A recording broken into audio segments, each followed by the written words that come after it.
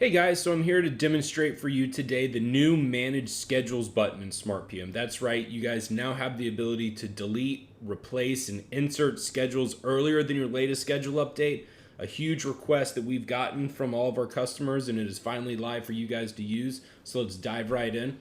So as you can see here, I'm already in a project in SmartPM. I've got a few schedules already loaded in. So now let's go to Manage Schedules. And from this screen, I can see all the schedules that I already have imported into SmartPM. And now I'm going to click Select Schedule File.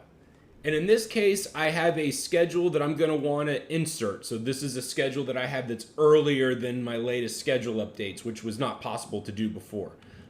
And now I'm going to load up a revision 2. Already have my October 2nd update in there. I had to do some revisions. I'm going to insert that and actually replace that old October 2nd schedule with this revision 2.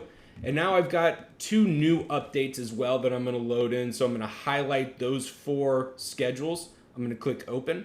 SmartPM is going to process them just like it normally would, and I'm going to get a message, right? So despite the new Manage Schedules menu, we still are only able to process 1 schedule per data date.